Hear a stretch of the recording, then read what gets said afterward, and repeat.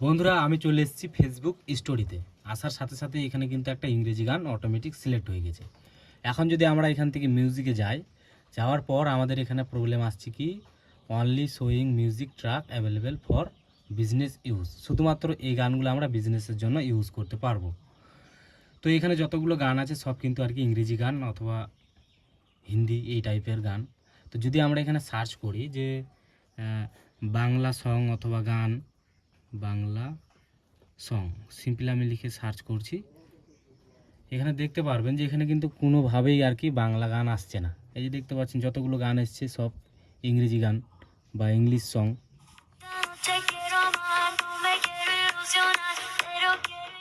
তো যাই হোক, আমি মিউজিকটা স্লো করে দিচ্ছি।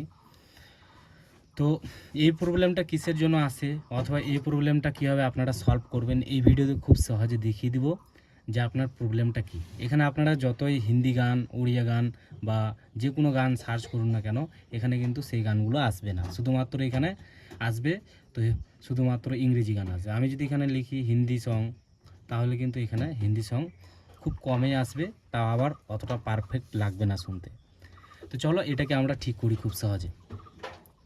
সিম্পলি আমরা কি করব, এখান থেকে পুরোভাবে ব্যাক করব। ব্যাক করার পর আমরা এখান থেকে চলে যাব আমাদের প্রোফাইল ফটোতে। প্রোফাইল ফটোতে যাব, যাওয়ার পর স্ক্রল করে নিচে আসবো। নিচে আসার পর আমরা এখানে একটা অপশান পাবো, সেটা হচ্ছে কি অ্যাবাউট। এই অ্যাবাউট অপশানে ক্লিক করব। ক্লিক করার পর আমরা নিচে স্ক্রল করে আসব। নিচে আসার পর আমরা এখানে একটা অপশান পাবো, এডিট পাবলিক ডিটেলস। এই অপশানে ক্লিক করব। এখানে ক্লিক করার পর আমরা স্ক্রল করে নিচে আসবো। নিচে আসার পর আমরা এখানে একটা অপশান পাবো ডিটেলস, তারপর ডান দিকে দেখতে পারবো এডিট। এই এডিট অপশানে ক্লিক করব। এই এডিট অপশানে ক্লিক করার পর আমরা এখানে দেখতে পারবো যে একটা পেন আইকন আছে। এই পেন আইকনে আমাদেরকে ক্লিক করতে হবে। এখানে কিন্তু আমরা উলট পালট আর কি উল্টা পাল্টা, আমি এখান থেকে আবার একবার ব্যাক করছি। এখানে আমরা উলট পালট আর কি আমাদের ক্যাটাগরিটা দিয়ে দিই, এই কারণে আমাদের এই প্রবলেমটা আসে।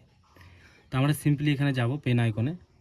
পেন আইকনে যাওয়ার পর আমরা এখান থেকে যে কোনো আমরা অ্যাক্টার, আর্টিস্ট, ব্লগার, কমেডিয়ান অথবা ডিজিটাল ক্রিয়েটার, আমরা বেশিরভাগ ডিজিটাল ক্রিয়েটার, তার জন্য আমরা এটা দিব। এটা দেওয়ার পর একটা নিচে সেভ অপশান চলে আসবে। এই যে দেখতে পাচ্ছেন সেভ অপশানে ক্লিক করবেন। ক্লিক করার সাথে সাথে কিন্তু আমাদের প্রোফাইলের ক্যাটাগরিটা সিলেক্ট হয়ে যাবে। আমরা নিচে দেখতে পারবো আবারও সেভ অপশানে ক্লিক করব। ক্লিক করার পর আমাদের এই প্রবলেমটা সলভ হয়ে যাবে। এখন যদি আমরা স্টোরিতে যাই, একটা স্টোরি যদি আমরা লাগাতে চাই, যে কোনো আমি একটা স্টোরি চুজ করছি, এইটাকে নিচ্ছি। এখন যদি আমরা এখানে যাই মিউজিকে, তাহলে কিন্তু এখানে অটোমেটিক সেই প্রবলেমটা চলে গেছে।